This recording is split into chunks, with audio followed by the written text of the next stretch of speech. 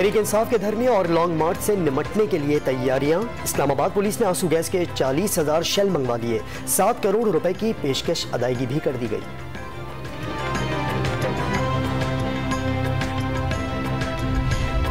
गरीबों का पैसा लूटकर फरार होने वालों को मैं किस तरह छोड़ दूं? चेयरमैन पीटीआई इमरान खान ने ताजिरों और उलमा से अलग अलग खिताब में जुल्म और चोरी के खिलाफ आवाज बुलंद करना लाजमी करार दे दिया।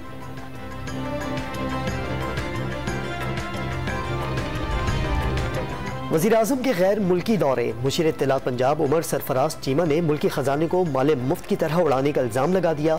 इसाकदार की वापसी से मुल्क के बजाय सिर्फ शरीफ खानदान को फ़ायदा पहुँचने का दावा भी कर दिया। के इलेक्ट्रिक बिल्स में KMC टैक्स की वसूली अगली समात तक रोकने का हुक्म। सिंध हाईकोर्ट ने तहरीरी फैसला जारी कर दिया। अदालती फैसले पर एडमिनिस्ट्रेटर कराची दिल बर्दाश्ता ओहदे से मुस्ताफ़ी होने का ऐलान कर दिया।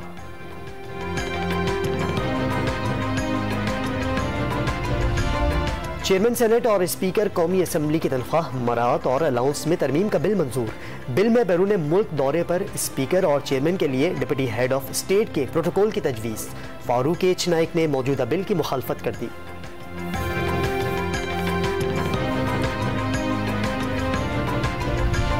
72 रुकनी वफाकी काबीना के खिलाफ दरख्वास्त समाअत के लिए मुकर्रर। साबिक वज़ीर दाखिला शेख रशीद की दरख्वास्त पर chief justice Islamabad high court कल समाअत करेंगे।